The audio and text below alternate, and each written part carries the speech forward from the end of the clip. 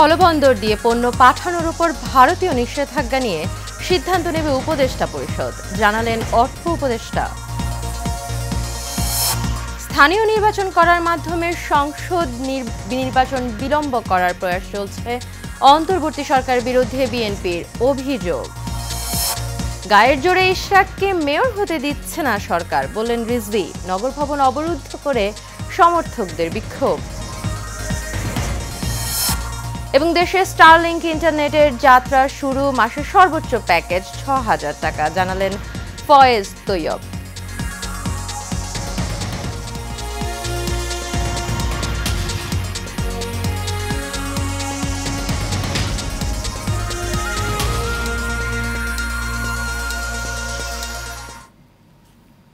স্বাগত এশিয়ান নিউজে। পুরো সময় জুড়ে আপনাদের সঙ্গে রয়েছে আমি অরণ্যবীতি ইউনুস।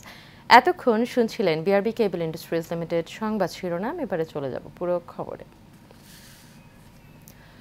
স্থলবন্দর দিয়ে পণ্য আমদানি রপ্তানির বিষয়ে ভারত যে নিষেধাজ্ঞা দিয়েছে সে বিষয়ে উপদেষ্টা পরিষদের বৈঠকে সিদ্ধান্ত নেওয়া হবে, একথা বলেছেন অর্থ উপদেষ্টা ডক্টর সালেউদ্দিন আহমেদ। নতুন অর্থ বছরে মহার্ঘ ভাতা ঘোষণায় কিছুটা সময় লাগবে বলেও জানান তিনি। নূর মোহাম্মদ ভুইয়ার রিপোর্ট। হঠাৎ করে স্থলবন্দরে বাংলাদেশের বিভিন্ন পণ্যের প্রবেশে নিষেধাজ্ঞা দিয়েছে ভারত। এই নিষেধাজ্ঞা আনুষ্ঠানিকভাবে কোনো তথ্যই জানে না বাংলাদেশ। তবে এ বিষয়ে সচিবালয়ে সরকারি ক্রয় সংক্রান্ত বৈঠক শেষে অর্থ উপদেষ্টা ডক্টর সালেউদ্দিন আহমেদ বলেন, স্থলবন্দরের নিষেধাজ্ঞার বিষয়ে উপদেষ্টা পরিষদের বৈঠকের পর সিদ্ধান্ত হবে। স্থলবন্দরে যে রপ্তানি বন্ধ ওইটা নিয়ে আলাপ করবো আজকে। না ওইটা আজকে কমার্সের সাথে আমাদের আলাপ হবে। এটা তো এখন আমি বলবো না, ওরা তো আসবেন আমার কাছে, আমরা একটু বসবো। মহার্ঘ ভাতার প্রসঙ্গে সাংবাদিকদের এক প্রশ্নের জবাবে উপদেষ্টা বলেন, নতুন অর্থ বছরে মহার্ঘ ভাতাও ঘোষণা করা হবে। না আমি এটা নিয়ে আমি কনসিডার করছি, এটা কমিটিকে দায়িত্ব দিয়েছে, আমি ওরা ওয়ার্কআউট করলে আমার কাছে দেবে। হওয়ার চান্স মোটামুটি, কিন্তু হয়তো একটু সময় লাগবে। আমি বাজেটের ওয়ার্কআউট করে দেখি কখন থেকে দিতে পারবো, কত দিতে পারবো। এনবিআর কর্মকর্তাদের কলম বিরতি পালন করে লাভ নেই উল্লেখ করে সালেউদ্দিন আহমেদ বলেন, বিলুপ্ত সিদ্ধান্ত বাস্তবায়নে বদ্ধপরিকর সরকার। ওরা যদি কিছু বলতে চায় এনবিআর লোকজন বাইরে গিয়ে বলুক। আমি নূর মোহাম্মদ ভুঁইয়া, এশিয়ান টেলিভিশন, ঢাকা। তত্ত্বাবধায়ক সরকারের অধীনে স্থানীয় নির্বাচন অনুষ্ঠানের মাধ্যমে জাতীয় নির্বাচন বিলম্ব করার প্রয়াস চলছে বলে অভিযোগ করেছেন বিএনপির স্থায়ী কমিটির সদস্য নজরুল ইসলাম খান। গতকাল দুপুরে প্রেস ক্লাবে আয়োজিত এক অনুষ্ঠানে এসব কথা বলেন তিনি। ভিন্ন এক অনুষ্ঠানে বিএনপি চেয়ারপারসনের উপদেষ্টা আব্দুল সালাম হুঁশিয়ারি দিয়ে বলেন, সীমা লঙ্ঘন করলে এই সরকারকেও কাঠগড়ায় দাঁড়াতে হবে। মোশাররফ তালুকদারের ক্যামেরায় কাউসার আহমেদের রিপোর্টে দেখুন বিস্তারিত। দুপুরে জাতীয় প্রেস ক্লাবে এক অনুষ্ঠানে অংশ নেন বিএনপির স্থায়ী কমিটির সদস্য নজরুল ইসলাম খান। এ সময় নির্বাচন ইস্যুতে কথা বলেন তিনি। জানান, সংস্কার আর নির্বাচনকে সামনাসামনি দাঁড় করিয়ে দেওয়াও একটা অপরাধ। নানান রকমের প্রশ্ন তোলা হচ্ছে গণতন্ত্র পুনঃপ্রতিষ্ঠার পথে বাধা সৃষ্টির জন্য। এটা করতে হবে আগে, এটা করতে হবে আগে, এটা করতে হবে আগে। আগে আর পরের প্রশ্ন তো নাই। যা যা করা দরকার সবই করতে হবে, অবশ্যই চাই, কিন্তু সেই বিচার শেষ না হওয়া পর্যন্ত নির্বাচন করা যাবে না। এই প্রশ্ন যারা তোলে তারা আসলে এই কথা বলে একটা জনপ্রিয় কথার আড়ালে নির্বাচনটাকে বিলম্বিত করতে চায়। এর আগে প্রতিহিংসা রাজনীতি, গণতন্ত্র, সুশাসন, প্রেক্ষিত বাংলাদেশ শীর্ষক আলোচনা সভায় যোগ দেন বিএনপি চেয়ারপারসনের উপদেষ্টা আব্দুল সালাম। এ সময় তিনি বলেন, সরকার মূল এজেন্ডা ছেড়ে করিডোর নিয়ে ভাবছে। আপনারা এজেন্ডা বহির্ভূত কাজ করেন না। আপনি মনে করেন না যে আপনার জবাবদিহিতার ঊর্ধ্বে। সীমা লঙ্ঘন করলে আপনাকেও কিন্তু জবাবদিহির কাঠগড়ায় দাঁড়াতে হবে। পরিষ্কার কথা। শেখ হাসিনাও মনে করছিল এরকম, এই দেশটা তার বাপদাদার। অনুষ্ঠানে বিএনপির ভাইস চেয়ারম্যান শামসুজ্জামান দুদু সরকারের নানান কর্মকাণ্ডের সমালোচনা করেন। একই সাথে এই সরকার ফ্যাসিস্টের পথে হাঁটছে কিনা এমন প্রশ্ন তোলেন তিনি। সেখানে সরকারের প্রতি মানুষের যে সমর্থন, আশা ছিল, বিশ্বাস ছিল, সেই সমর্থন, বিশ্বাস, আশা আস্তে আস্তে টুটে যাচ্ছে। এই জিনিসটি এই সরকারকে বুঝতে হবে। আমরা ডক্টর ইউনূসের মধ্য দিয়ে বাংলাদেশে একটি ভালো নির্বাচন করার প্রত্যাশা করি। জনগণের ভোটে নির্বাচিত হয়ে ইশরাক হোসেন প্রতিহিংসার শিকার হচ্ছেন বলে জানান বিএনপি নেতারা। সুপ্রিম কোর্টেরও দায়িত্ব আছে জনগণ, দেশ এবং গণতন্ত্রকে রক্ষা করা। কাউসার আহমেদ, এশিয়ান টেলিভিশন, ঢাকা। বিএনপির সিনিয়র যুগ্ম মহাসচিব রুহুল কবির রিজভী বলেছেন, আদালতের রায় ঘোষণার পরও ইশরাক হোসেনকে শপথ নিতে দেয়া হচ্ছে না। এখানে অন্তর্বর্তী সরকার গায়ের জোর খাটাচ্ছে। চট্টগ্রামে ডক্টর শাহাদাত মেয়র হতে পারলে ইশরাক কি দোষ করলেন, এমন প্রশ্ন তোলেন তিনি। গতকাল রাজধানীর খিলক্ষেতে জুলাই গণ অভ্যুত্থানে আহত রকিবুল হাসানকে দেখতে গিয়ে সাংবাদিকদের তিনি এসব কথা বলেন। রিজভী বলেন, স্থানীয় সরকার উপদেষ্টা আসিফ মাহমুদ সজীব ভুঁইয়ার বয়স অনেক কম, হঠাৎ গুরুতর রাষ্ট্রীয় দায়িত্ব পেয়ে গেছেন, এজন্য তার কথাবার্তায় ভারসাম্যহীনতা দেখা দিয়েছে।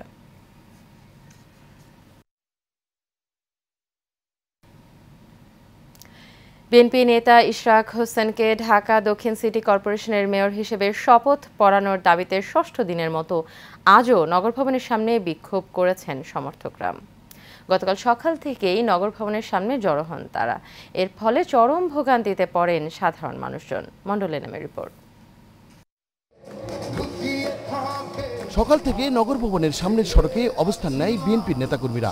ইশরাক হোসেনকে ঢাকা দক্ষিণ সিটি কর্পোরেশনের মেয়র হিসাবে শপথ পড়াতে সরকারকে বাধ্য করতে এই কর্মসূচি পালন করছেন ইশরাক সমর্থকরা। বিক্ষোভকারীদের অভিযোগ, আদালতের রায়ে মেয়র হিসাবে ইশরাকের নাম ঘোষণার পরও সরকার তাকে শপথ নেওয়ার সুযোগ দিচ্ছে না।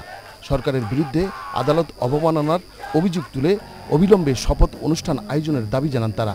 একই সঙ্গে তারা স্থানীয় সরকারের উপদেষ্টা আসিফ মাহমুদের পদত্যাগের দাবিও করেন বিক্ষুব্ধ নেতাকর্মীরা। ইউনূস সাহেবের কাছে আমাদের বিনীত অনুরোধ, আপনি জনগণের সরকার, আপনি কোনো দলের বা কোনো পক্ষের না। আদালত যে রায় দিবে সেই রায়কে যদি না মানেন তাহলে কি আমরা বলতে পারি না আমরা আবারও সেই বৈষম্যের শিকার হচ্ছি? আদালতের রায়ের পরেও তাকে যে মেয়র করা হচ্ছে না এবং তাকে যে সেই শপথ করার জন্য তারা বাধা দিচ্ছে, এটা হচ্ছে তাদের পুরাটাই হচ্ছে একটা ষড়যন্ত্র। এই সময় আন্দোলনে অংশ নিয়ে নেতাকর্মীরা বলেন, ফ্যাসিস্ট সরকার আর এই সরকারের মধ্যে কোনো তফাৎ নেই। আজকে এই সরকারের মধ্যে রয়ের এজেন্ডা ঢুকে পড়েছে। এই মন্ত্রী পরিষদে রয়ের আমলা সচিব, কিছু কিছু মন্ত্রীও ঢুকে পড়েছে। আওয়ামী লীগের এজেন্ডাও আজকে সচিবালয়ে তারা অবস্থান করছে। শেখ হাসিনা যেমন কোর্ট কাছারিকে মানে না, এই বর্তমান সরকার কোর্ট কাছারিকে মানে না। আমরা ঢাকা দক্ষিণ সিটি কর্পোরেশনের সাধারণ জনগণ ইশরাক সাহেবকে শপথ পড়ায় দেব 0 পয়েন্টে। এদিকে ইশরাকের রিটের শুনানির রায় আগামীকাল। মণ্ডলের নাম, এশিয়ান টেলিভিশন, ঢাকা। দেশে আনুষ্ঠানিকভাবে যাত্রা শুরু করেছে বিশ্বখ্যাত প্রযুক্তি উদ্যোক্তা ইলন মাস্কের স্পেসএক্সের স্যাটেলাইট ইন্টারনেট সেবা স্টারলিংক। উন্নত বিশ্বের অনেক দেশে এরই মধ্যে চালু হওয়া এই পরিষেবা বাংলাদেশেও ফ্রিল্যান্সিং, শিক্ষা, স্বাস্থ্য ও ব্যবসা খাতে বৈপ্লবিক পরিবর্তনের দ্বার উন্মোচন করবে বলে মনে করা হচ্ছে। মঙ্গলবার সকালে টেলিযোগাযোগ এবং তথ্য প্রযুক্তি মন্ত্রণালয়ের দায়িত্বপ্রাপ্ত প্রধান উপদেষ্টার বিশেষ সহকারী ফয়েজ আহমেদ তৈয়ব বাংলাদেশে স্টারলিংকের ইন্টারনেট পরিষেবা চালুর বিষয়টি নিশ্চিত করেছেন। বাংলাদেশের গ্রাহকরা আজ থেকেই স্টারলিংকের সেবা নেওয়ার বিষয়ে অর্ডার করতে পারবেন। এর মধ্যে আবাসিক প্যাকেজটির মাসিক খরচ নির্ধারণ করা হয়েছে ৬,০০০ টাকা। অন্যদিকে অপেক্ষাকৃত কম খরচে ইন্টারনেট সেবা পেতে আগ্রহী গ্রাহকদের জন্য রয়েছে রেসিডেন্সিয়াল লাইট প্যাকেজ, যার মাসিক খরচ ৪,২০০ টাকা।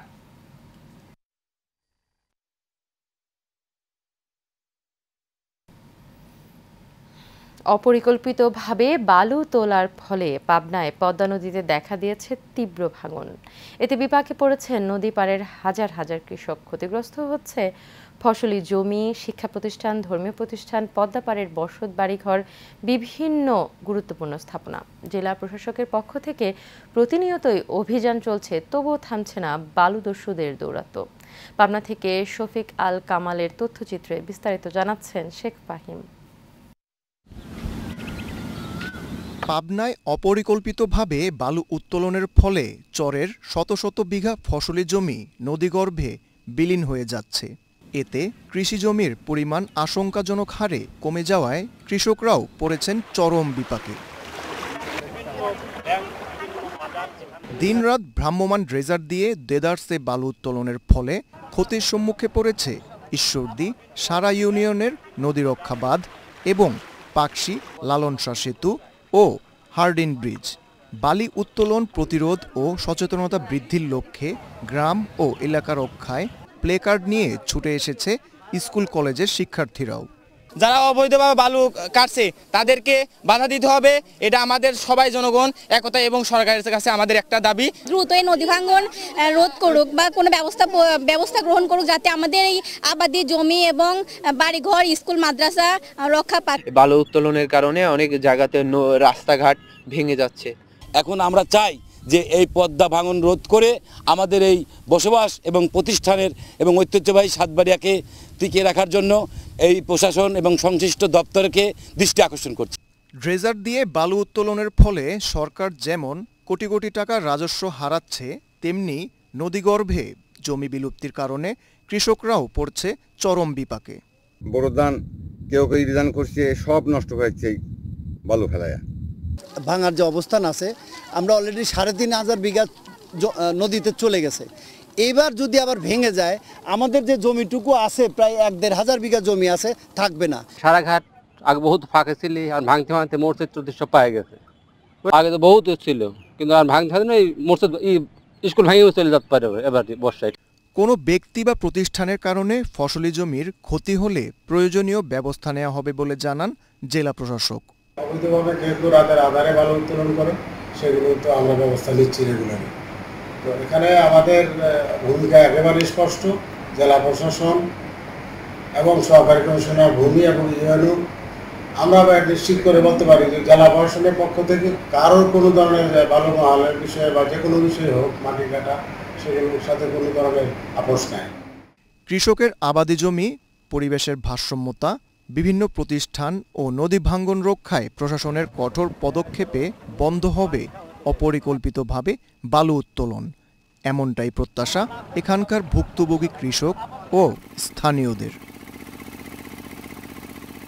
Sheikh Fahim, Asian television.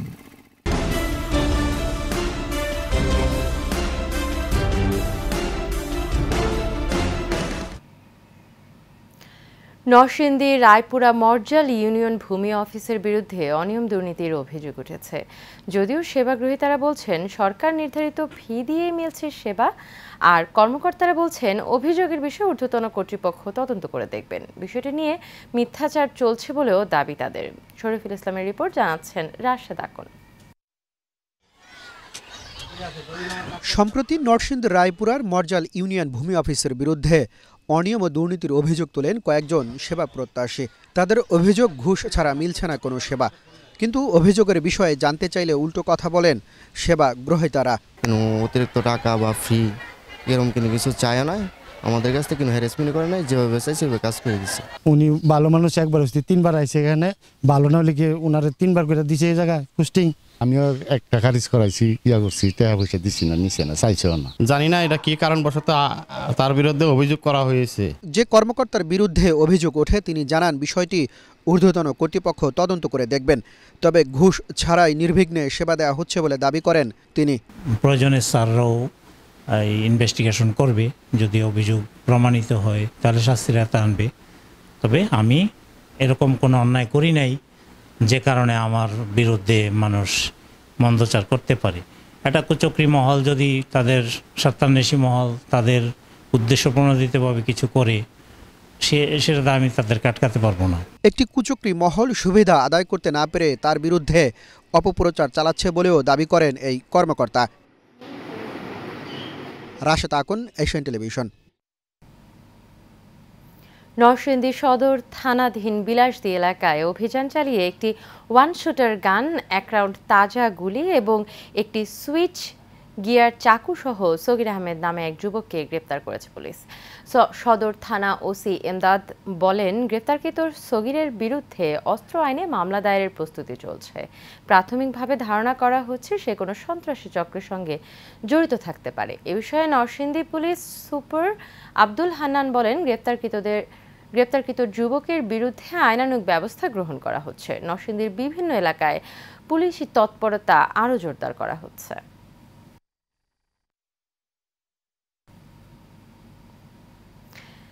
কুষ্টিয়ার কুমারখালীতে প্রায় ১৫০ বছরের ঐতিহ্যবাহী গাজী কালুর চম্পাবতী মেলা বসানো নিয়ে জামায়াত এবং বিএনপি নেতাকর্মীদের মাঝে পাল্টা ধাওয়া হয়েছে।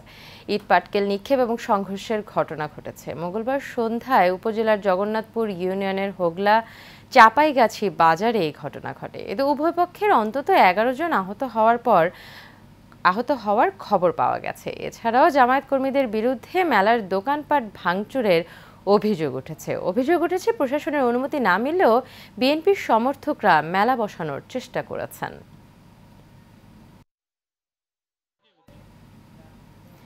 ময়মনসিংহের গফরগাঁওয়ে সাম্প্রদায়িক সম্প্রীতি প্রতিষ্ঠা, সন্ত্রাসবাদ প্রতিরোধ এবং সামাজিক সমস্যা নিরসন শীর্ষক আলোচনা সভা হয়েছে।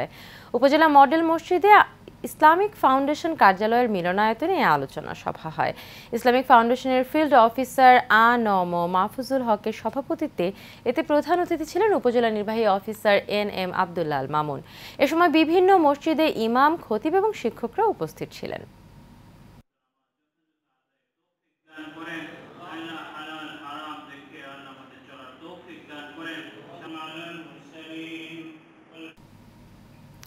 গাজীপুর কালিয়াকৈরের পৌরসভার ৭ নং ওয়ার্ড এলাকাবাসীর আয়োজনে বর্জ্য অপসারণের দাবিতে মানববন্ধন হয়েছে। ঢাকা টাঙ্গাইল মহাসড়কের চন্দ্রা সিপি গেটের সামনেই মানববন্ধন করা হয়। সিরামিক্স কারখানার পাশের সড়কের দুই পাশে ময়লা আবর্জনার স্তূপ দিন দিন বেড়েই চলেছে। এর ফলে পথচারী এবং এলাকাবাসীকে নানাবিধ সমস্যার সম্মুখীন হতে হচ্ছে। দ্রুত বর্জ্য অপসারণ এবং নিয়মিত পরিষ্কারের ব্যবস্থা করে জনস্বাস্থ্য এবং পরিবেশ রক্ষার স্বার্থে দ্রুত উদ্যোগ গ্রহণে প্রশাসনের প্রতি জোর দাবি জানিয়েছেন মানববন্ধনে অংশগ্রহণকারীরা।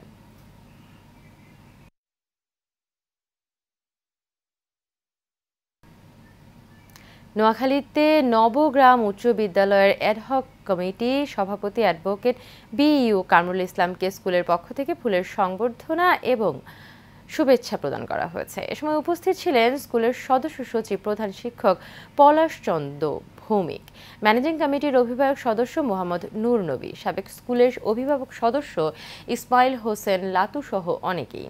পরে স্কুলের শিক্ষকরা মান উন্নয়ন, বিভিন্ন বিষয় নিয়ে স্কুল পরিদর্শন সহ কম্পিউটার ল্যাব প্রদর্শন করেন।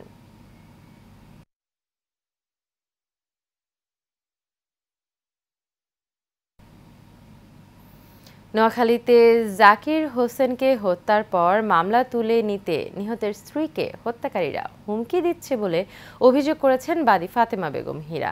নোয়াখালী টেলিভিশন সাংবাদিক ফোরাম কার্যালয়ের সংবাদ সম্মেলনে এই অভিযোগ করা হয়। মামলার বাদী নিহতের স্ত্রী ফাতেমা বেগম হীরা জানান, মামলা তুলে নিতে তাকে ৭২ ঘন্টা সময় বেঁধে দিয়েছে হত্যাকারীরা। এ সময় তিনি দ্রুত মামলার আসামিদের গ্রেপ্তারের দাবি জানান।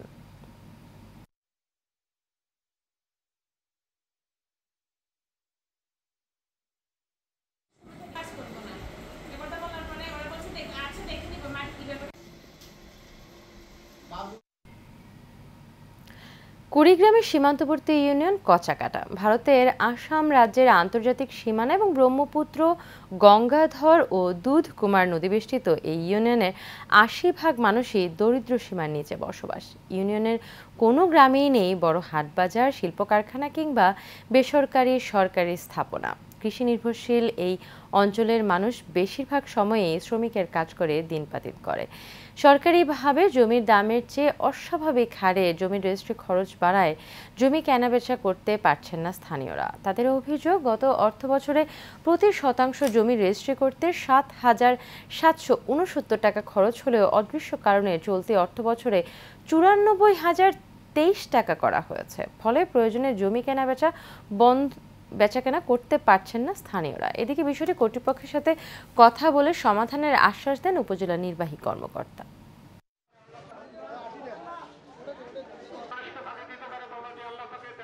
এখানকার অধিকাংশ মানুষই হচ্ছে কৃষক, কৃষিকাজ করে তারা দিনাতিপাত করে, কিন্তু সামান্য একটা জমি কিনতে গিয়ে তারা দেখা যাচ্ছে যে রেজিস্ট্রি জমির মূল্যের চেয়ে রেজিস্ট্রি খরচ তার থেকে অনেক গুণে বেশি। গরিব মানুষ আমরা ২ শতক জায়গা বিক্রি করিয়ে যে আমরা এই যে পেট চালামো, বাসমো, একটা ব্যবসা করি খামো, সেটা তো আর বিক্রি করে পাই না, রেজিস্ট্রি খরচ বেশি। স্থানীয় জনগণের জমি বেচা বিক্রি করতে ভোগান্তির শিকার হচ্ছে, সেই বিষয়টি আমার নলেজে এসেছে। বিশ্ব মৌমাছি দিবস পালিত হয়েছে। মঙ্গলবার দুপুরে রাজধানীর বাসা ফাউন্ডেশনের প্রধান কার্যালয়ে দিবস উপলক্ষে আলোচনা সভা এবং মতবিনিময় করা হয়। সহকারী মহাব্যবস্থাপক মোহাম্মদ রেজাউল করিমের সঞ্চালনায় নির্বাহী পরিচালক ডক্টর সামিনা ইসলামের সভাপতিত্বে প্রধান অতিথি হিসেবে উপস্থিত ছিলেন বাসা ফাউন্ডেশনের নির্বাহী পরিচালক আ.ক.ম. সিরাজুল ইসলাম। এ সময় আরও উপস্থিত ছিলেন সংস্থার সিনিয়র পরিচালক কে.এম. সাইফুল ইসলাম, মৌচাষ বিশেষজ্ঞ আব্দুল আলিম ভুইয়া সহ দেশের বিভিন্ন জেলার মৌচাষীগণ।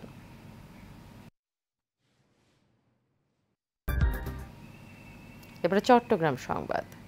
চট্টগ্রাম অটো টেম্পো শ্রমিক ইউনিয়নের জরুরি সভা হয়েছে। নতুন ব্রিজ নোমান কলেজ এলাকায় সংগঠনের অস্থায়ী কার্যালয়ে এই সভা হয়। সভায় চট্টগ্রাম অটো টেম্পো শ্রমিক ইউনিয়নের সভাপতি মনির খানের সভাপতিত্বে বাবুল হোসেনের পরিচালনায় উপস্থিত ছিলেন সংগঠনের সাধারণ সম্পাদক রবিউল ইসলাম। এ সময় আরও উপস্থিত ছিলেন কার্যকরী সভাপতি তারা মিয়া, সাংগঠনিক সম্পাদক মামুন, সমাজসেবক সম্পাদক তৌহিদ। শেষ করছি এশিয়ান নিউজ। তবে যাবার আগে বিআরবি কেবল ইন্ডাস্ট্রিজ লিমিটেড সংবাদ শিরোনামগুলো জেনে নেব আরও একবার।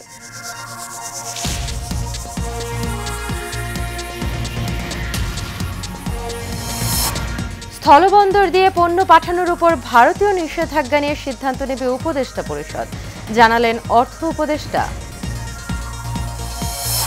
স্থানীয় নির্বাচন করার মাধ্যমে সংসদ নির্বাচন বিলম্ব করার প্রয়াস চলছে, অন্তর্বর্তী সরকারের বিরুদ্ধে বিএনপির অভিযোগ। গায়ের জোরে ইশরাককে মেয়র হতে দিচ্ছে না সরকার, বললেন রিজভী। নগর ভবন অবরুদ্ধ করে সমর্থকদের বিক্ষোভ।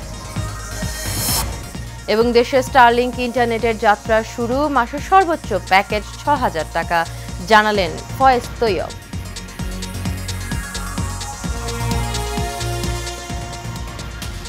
এশিয়া নিউজ এ পর্যন্তই। পরবর্তী সংবাদ দেখার আমন্ত্রণ রইল। এতক্ষণ সাথে থাকার জন্য সবাইকে ধন্যবাদ।